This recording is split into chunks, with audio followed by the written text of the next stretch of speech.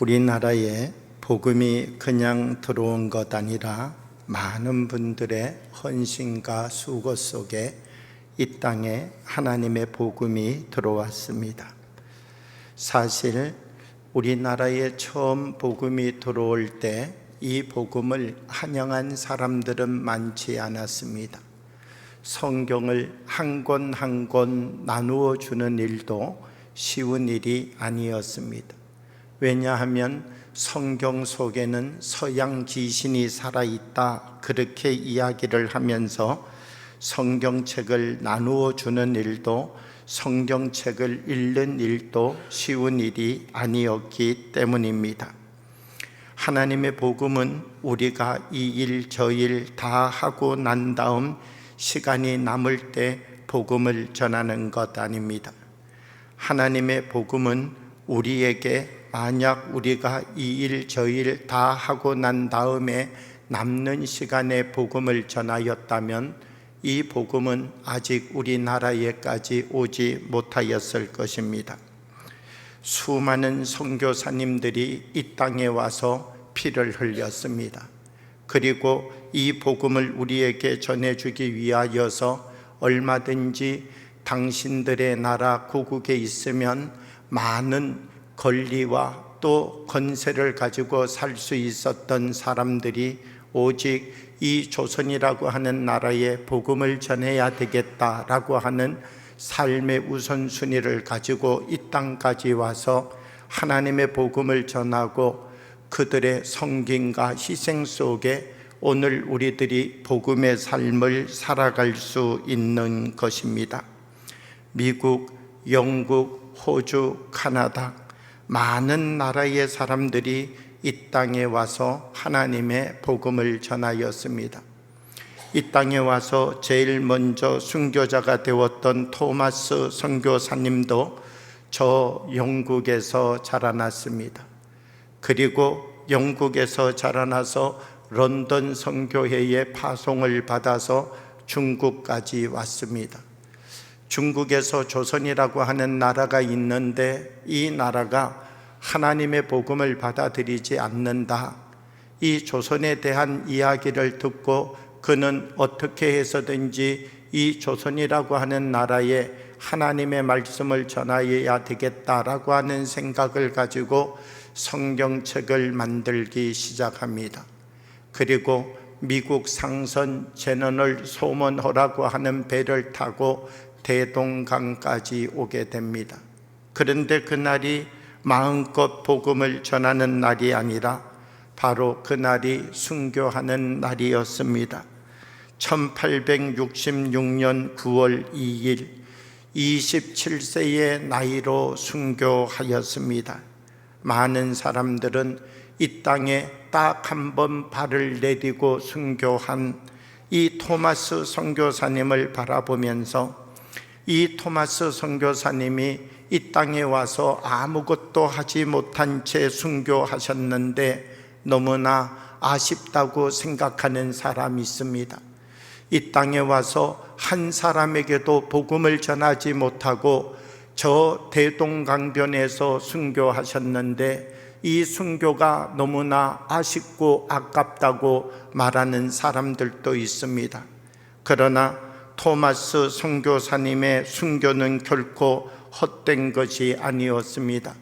그는 저 대동강변에서 죽어가면서 가지고 온 성경책을 자기를 죽이려고 하는 박충건이라고 하는 사람에게 주었습니다. 이 박충건이라고 하는 사람은 성경책을 받지 않고 이 토마스 선교사님을 향하여 칼을 빼어들고 갔습니다. 그러자 토마스 선교사님은 가지고 있던 성경책을 대동강 모래바닥에 던지기 시작하였습니다. 박충건이라고 하는 사람은 토마스 선교사님을 죽인 다음 성경책 한 권을 들고 집으로 돌아갔습니다. 그런데 그 성경책이 박충건이라고 하는 사람의 일생을 어떻게 바꾸게 되었는가? 이 성경책을 집에다 가져다 놓고 한 장 한 장 읽기 시작하였는데 이 성경의 말씀을 읽어가다가 성령의 역사를 체험하게 되었다는 것입니다. 그는 예수님을 영접하고 독실한 믿음의 사람이 되어서 안주교회라고 하는 것에 용수로 역할을 하였다라고 전해지고 있습니다. 또 이때 대동강변에 던져놓았던 성경책 중에 3권을 12살 낳는 최지량이라고 하는 아이가 이 성경책을 가져가게 되었는데, 한 권은 영문주사였던 박영식이라고 하는 사람에게 주었고, 이 박영식이라고 하는 사람은 이 성경책을 가져다가 자기 집 벽지로 붙였다는 것입니다. 옛날에는 벽지로 바를 만한 종이들이 없어서요, 달력도 뜯어서 바르고 신문지도 가져다가 바르고, 이 벽에 종이가 있으면 종이를 가져다가 틈틈이 발랐는데, 이분은 그 성경책을 가져다가 자기의 벽에 다 발랐다는 것입니다. 그런데 어느 날 밥을 먹다가 보니까 그 성경책이 읽혀지기 시작하는 것입니다.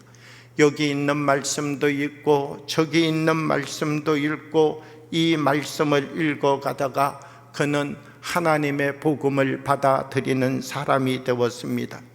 그래서 이 박영식이라고 하는 분은 평양 최초의 교회인 너덜나리골 예배당의 터가 되게 되었습니다.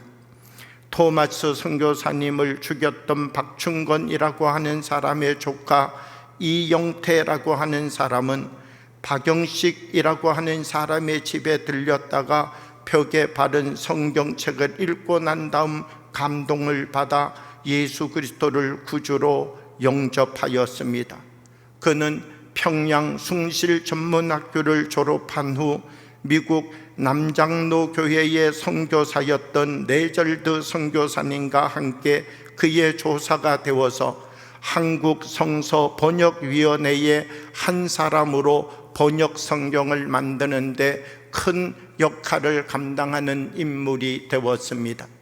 대동강변에서 이름 없이 죽어갔던 선교사 토마스, 우리는 그가 한국 땅에 오자마자 대동강변에서 순교함으로 말미암아 우리들에게 아무런 영향력을 미치지 못하고 갔다라고 생각하는 사람도 있지만, 복음의 씨앗은 그렇지 않았다는 것입니다. 이 복음의 씨앗 한 권의 성경책은 벽지로 또 다른 사람들의 손과 손을 건너가면서 이 성경책을 읽었던 사람마다 놀라운 하나님의 은혜를 체험하고 고백하게 된 것이지요. 한국교회는 1927년 토마스 선교사님의 순교를 기념하며 대동강 쑥섬이라고 하는 곳에 1,000여 명의 성도들이 모여서 추모 예배를 드렸습니다. 그리고 1932년 토마스 선교사님의 이름의 스펠링을 딴 T자를 가지고 이 T자 모양의 예배당을 지어서 토마스 선교사님의 순교 기념 예배당을 건축하게 되었습니다.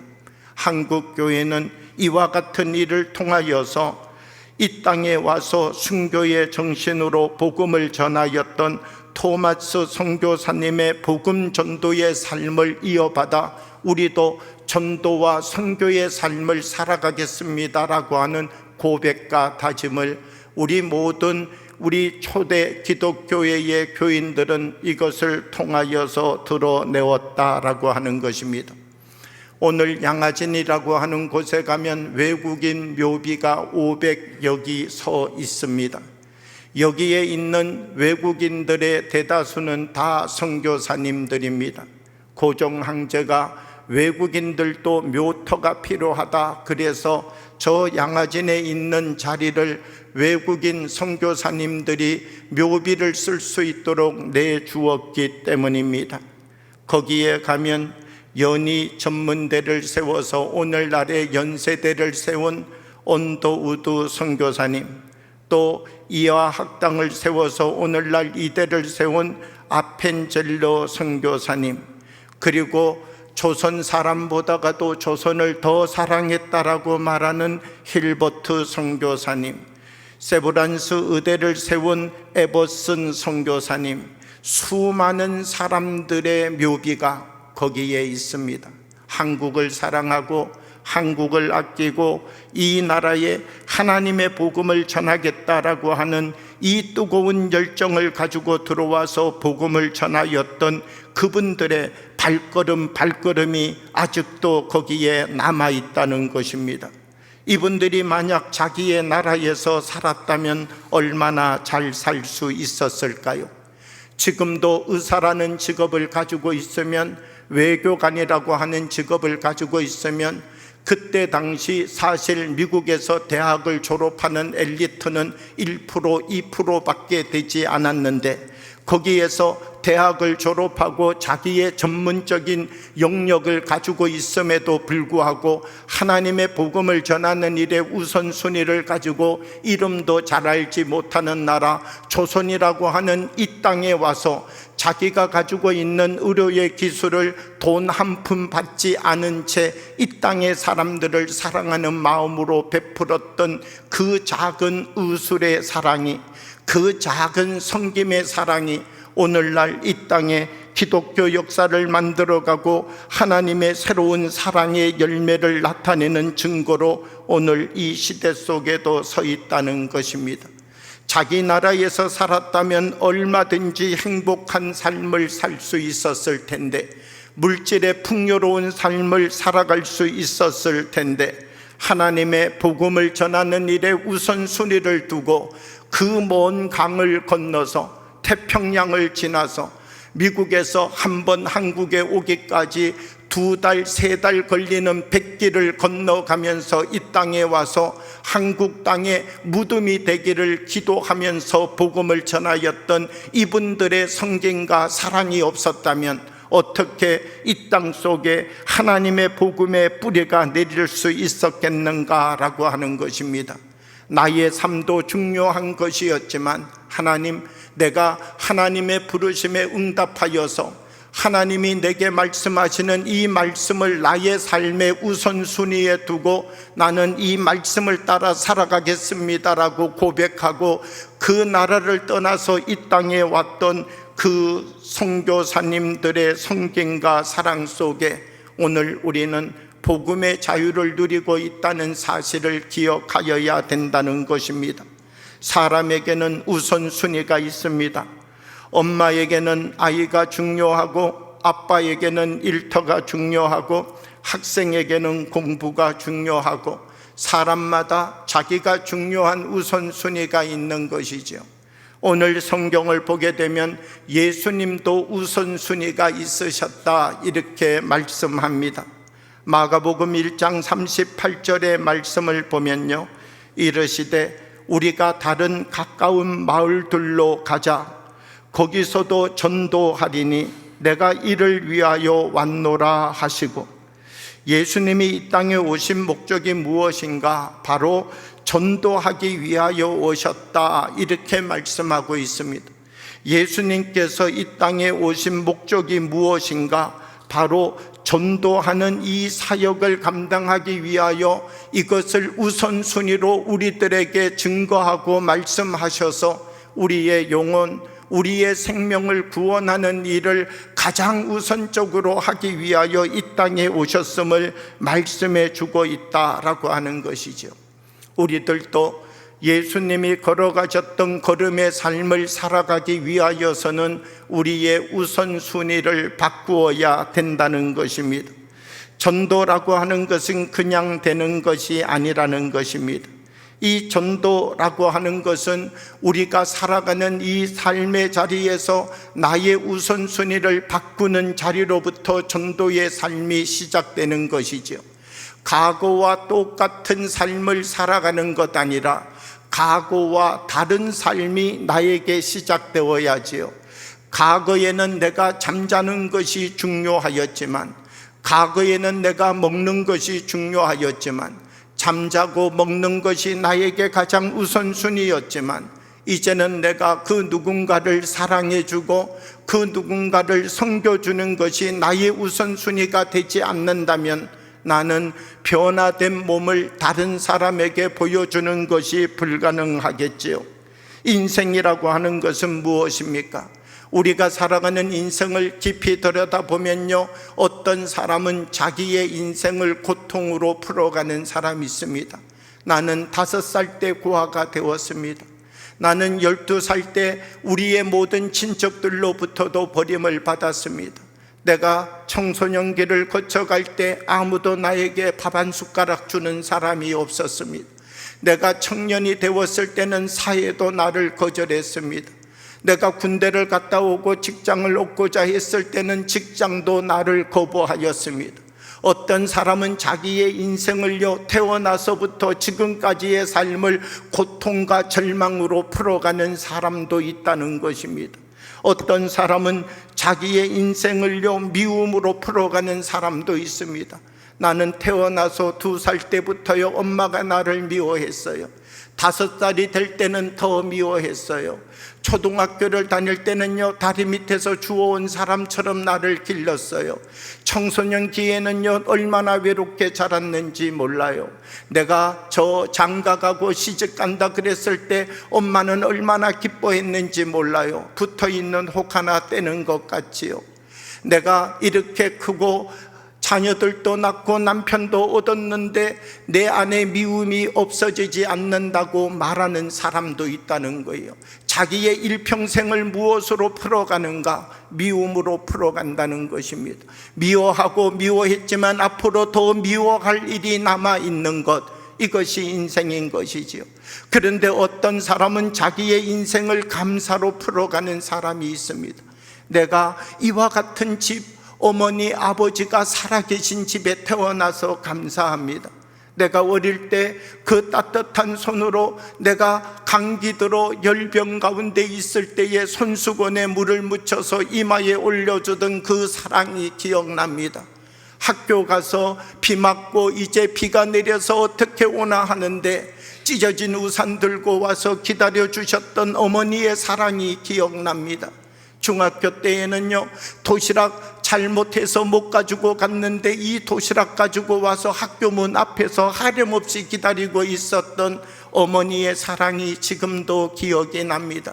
어떤 사람은요, 미움이라고 하는 것으로 자기의 인생을, 어떤 사람은요, 고통이라고 하는 것으로 자기의 인생을, 어떤 사람은 감사와 기쁨으로 자기의 인생의 삶을 풀어가는 사람도 있다는 것입니다. 우리는 우리의 삶을 살아가면서 어떤 것이 나의 우선순위가 되어지고 있는가? 나는 무엇으로부터 나의 인생의 삶에 초점을 만들고 새로운 삶을 살아가고자 출발하고 있는가? 우리의 모습을 다시금 되돌아보고 우리가 서 있는 현주소를 찾아갈 수 있는 사람들이 되어야 된다는 것입니다. 우리는 다 변화되기 원합니다. 지금 있는 자리로부터 더 성숙해지기를 원하고 지금 있는 자리로부터 한 걸음 더 앞을 향하여 나갈 수 있는 사람이 되기를 원하는 것이죠.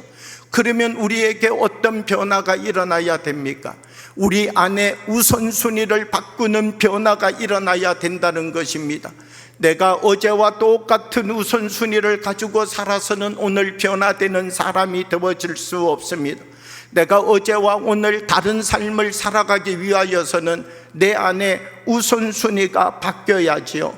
변화라고 하는 것은 우선순위의 변화 없이는 나에게 나타날 수 있는 것이 아니라는 것입니다. 똑같은 10마디의 말을 말하여도 이 10마디의 말의 우선순위를 무엇으로부터 정하느냐가 중요하다는 것입니다. 부정적인 생각을 먼저 할 것인가? 긍정적인 생각을 먼저 할 것인가? 내 안에 긍정적인 생각을 먼저 가지고 이 긍정적인 생각을 품기 시작하였더니 이 긍정적인 생각이 끝나면 부정적인 생각을 하리라. 그리고 이 긍정적인 생각을 끌어안고 몇 며칠 지나고 나니까 부정적인 생각이 다 없어져 버린 것이지요. 나는 이제 사랑의 마음을 가지고 살아가겠다. 사랑의 마음이 끝나면 미움의 마음도 한번 가져봐야지. 그런데 사랑의 마음을 내 안에 채우는 것을 우선순위로 가지고 사랑의 마음을 붙잡고 사랑의 마음을 내 안에 채웠더니 며칠 지나고 나니까 내 안에 있는 미움의 생각들이 다 사라져버린 것이지요. 하나님이 주시는 말씀 안에서 우리 한 사람 한 사람 우리의 우선순위를 바르게 세워가기 시작할 때 하나님이 우리에게 허락하여 주시는 놀랍고 큰 주의 세계를 발견하고 누려갈 수 있는 사람들이 되게 된다는 것입니다. 전도의 자리는 어떤 자리입니까? 나의 변화 없이는 열매를 맺을 수 없는 자리, 이 자리가 바로 전도의 자리인 것이죠. 마가의 다락방, 성령의 역사가 임하였습니다. 이 120명의 사람들에게 하나님의 성령이 임한 것이죠. 그런데 우리가 이 말씀을 자세히 읽어가면요, 이분들이 방언을 말하였다고 전도가 잘 된 것 아닙니다. 이분들이 예언을 한다고 전도가 된 것 아닙니다. 이분들이 여기에서 하나님의 놀라운 은혜를 체험하고 경험하였다고 전도가 된 것 아닙니다. 이분들이 이제 하나님이 주신 은혜를 가지고 자기의 삶의 방법을 바꾸어 갈 때, 자기들의 우선순위를 바꾸어서 삶을 살아가기 시작할 때 하나님이 주시는 성령의 역사가 이들의 삶을 통하여 전도의 열매로 맺어졌다는 것입니다. 사도행전 2장 44절, 45절, 46절, 47절의 말씀을 보면요, 믿는 사람이 다 함께 있어 모든 물건을 서로 통용하고 또 재산과 소유를 팔아 각 사람의 필요를 따라 나눠주며 날마다 마음을 같이하여 성전에 모이기를 힘쓰고 집에서 떡을 떼며 순전한 마음으로 음식을 먹고 하나님을 찬미하며 또 온 백성에게 칭송을 받으니 주께서 구원받는 사람을 날마다 더하게 하시니라. 그러니까 온 백성에게 칭송을 받으니 이렇게 말씀하고 있습니다. 성령의 역사가 일어나서 방언을 잘한다고 전도의 문이 열린 것 아니라 하나님이 주시는 성령의 능력 속에서 한 사람 한 사람 삶의 우선순위가 달라지고 말하는 우선순위가 달라지고 다른 사람들에게 보여주는 행동의 모습 하나하나가 달라지기 시작할 때 온 백성들에게 칭송받는 소금과 같은 맛을 드러내고 어둠의 빛을 비추는 삶을 그들의 몸을 통하여 보여주기 시작할 때 비로소 전도의 문이 열려지고 하나님의 거룩한 역사가 이들을 통하여 나타나게 되었다라고 하는 것입니다. 사랑하는 여러분, 우리들 한 사람 한 사람도 우리가 예수님 믿고 예수님 사랑하고 복음 안에 주님이 주시는 거룩한 구원의 열매를 맺고 있다면 우리의 우선순위가 바뀌어야 합니다. 똑같은 말을 하더라도 덕을 세우는 말을 먼저 하고, 똑같은 눈으로 보더라도 사랑의 눈으로 먼저 보고, 똑같은 삶을 살아가더라도 하나님이 우리를 붙잡고 인도하여 주시는 하나님의 은혜의 삶임을 고백할 수 있는 역사가 우리의 삶의 자리 걸음걸음마다 우리들에게 주어져야 된다는 것입니다. 우리 한 사람이 삶을 바꾸게 되어지면 우리 한 사람뿐만 아니라 저 토마스 선교사가 성경책 가지고 와서 나누어 주었던 이 한 권의 성경책이, 한 사람에게 들려졌던 한 권의 성경책이 그 사람의 일생을 바꾸었던 것과 같이 우리들도 하나님 앞에 서서 하나님이 주시는 우선순위, 주님이 말씀하시는 삶을 살아가기 시작할 때 놀라운 하나님의 전도지가 될 줄 믿습니다. 1895년 여름 우리나라는 엄청난 장티푸스의 홍역을 앓고 있었습니다. 전염병이 일어났는데 이 해는 엄청난 전염병의 영향으로 죽어가는 사람들의 숫자가 말할 수 없이 많았다는 것입니다.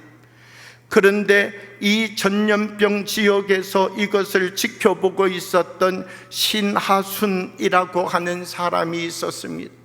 이 신하순이라고 하는 사람이 거기에 보니까 코가 삐쭉 튀어나오고 눈도 파랗고 머리도 노란 사람이 부지런히 막 다니면서 한국 사람들을 돌보고 치료해주고 먹을 것을 가져다주고 얼굴을 닦아주는 모습을 보게 되었습니다. 사람에게 저 사람이 누구냐고 물어보았습니다. 그랬더니 저 사람이 언더우드라고 하는 예수장이라고 이야기해 주었습니다. 저 코쟁이가 저 미국에서 배를 타고 한국 땅에 와가지고는 예수를 전한다고 만나는 사람들에게 예수 믿으라고 하는 예수장이라는 것입니다.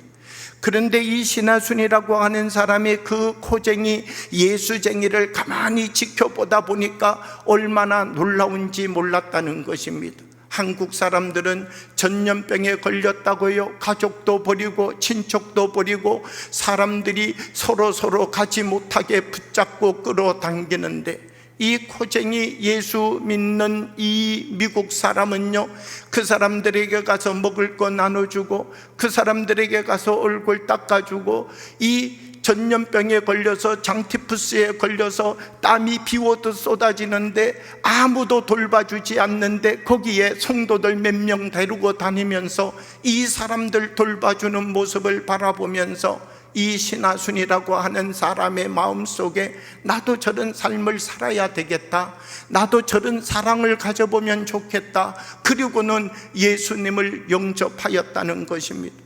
예수님을 영접하고 이 신하순이라고 하는 사람은요, 바로 이 한양에서 16km 떨어져 있는 경기도 행주라고 하는 곳으로 내려갔습니다.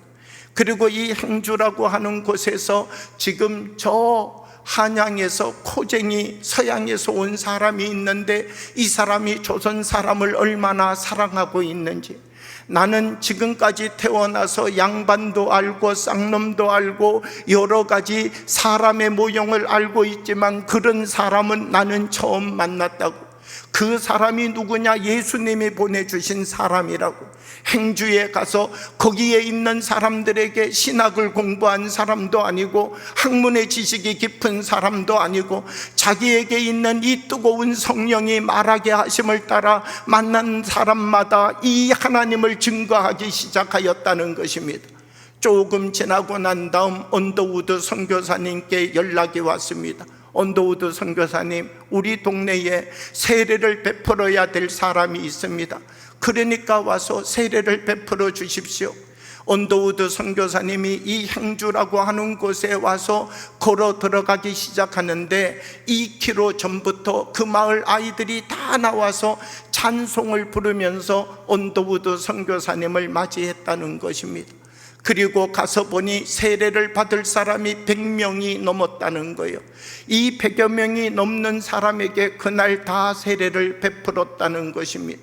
한 사람, 여기에 와서 자기의 삶의 우선순위를 바꾸었던 이 신하순이라고 하는 한 사람의 섬김이 여기에 살고 있는 모든 주민의 삶을 다 바꾸어 놓았다는 것입니다. 그래서 이 행주에서는요, 주막집이 있었는데 주막집 주인이요, 술을 가져다가 길에다가 다 쏟아버렸다는 겁니다. 나는 다시는 이런 일을 하는 사람이 되지 않겠다고요. 거기에 점치는 사람이 있었는데요, 점치는 도구를 갖다가 다 불살라 버렸다는 것입니다. 내가 이제 참신을 만났는데 예수 믿는 삶을 살아가겠다고요. 여러분, 이 점치는 사람은요, 점치는 게 직업이지요. 점치는 것을 버리면 그 다음 날부터 무엇을 먹고 삽니까? 그런데 그도 이 모든 것들을 다 버리고 이제 예수 믿는 사람으로 삶을 살아가겠다는 것입니다. 한 사람 헌신하고 행주라고 하는 도시에 들어가서 복음을 전하였는데 이 마을 전체가 하나님의 마을로 변화되고 바뀌었다는 것입니다. 한 사람이 섬기고 한 사람이 삶의 모델이 되고 한 사람이 그리스도의 사랑을 나누어 주는 거룩한 통로가 되어질 때 거기에 있는 모든 사람들이 예수님 믿고 삶이 바뀌어지는 역사가 나타났다는 것입니다. 저는 우리 효성영광교회가 이 효성동을 변화시켜가는 주님의 물맷돌이 되기를 원합니다.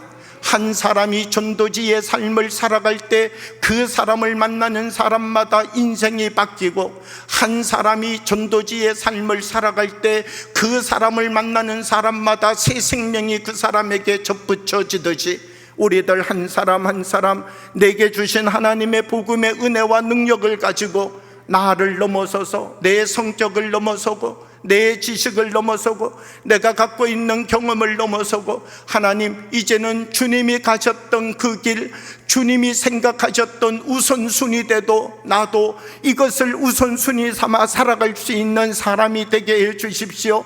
하나님 말씀 앞에 굳게 뿌리를 내리고 우리를 통하여서 생명을 만들어가는 삶을 일으켜가는 하나님의 은혜의 통로가 되기를 원합니다. 하나님, 나도 이 땅 속에서 주님이 주시는 말씀을 붙잡고 이 말씀으로 나를 만나는 모든 사람의 삶을 바꾸고 그들의 삶을 기름지게 만들어서 하나님의 그 크고 놀라운 세계를 그들의 삶의 자리에 세워가는 사람이 되겠습니다. 하나님, 내가 하나의 전도지로 살아가겠습니다. 주님, 나에게 은혜를 허락하여 주셔서 나의 삶이 나를 만나는 모든 사람에게 소금과 같은 맛의 전도지가 되게 하시고, 내가 나누는 한마디 한마디의 말이 그들 속에 상처를 치유하고 덕을 세우고 하나님이 기름 부어주시는 성령의 능력을 나타내는 언어가 되어서 우리를 통하여, 나를 통하여 하나님이 세우신 주의 열매를 맺어가는 거룩한 하나님의 군병이 되게 하여 주옵소서. 우리들도 고백하며 서서 나에게 주신 하나님의 거룩한 영토를 바꾸어가는 믿음의 사람들이 되어지기를 주님의 이름으로 축복합니다. 함께 기도드리겠습니다. 살아계신 아버지 하나님, 주님을 사랑합니다. 아버지 하나님, 주님을 본받고 주님을 닮아가고 주님이 걸어가셨던 우선순위대로 우리의 삶의 우선순위도 바꾸기를 원합니다. 우리에게 찾아와 주셔서 한 사람 한 사람 하나님의 복음의 통로가 되게 하여 주옵시고, 우리들을 통하여 세상을 바꾸어가는 하나님의 물맷돌이 되게 하여 주옵소서. 예수님 이름으로 기도하옵나이다. 아멘.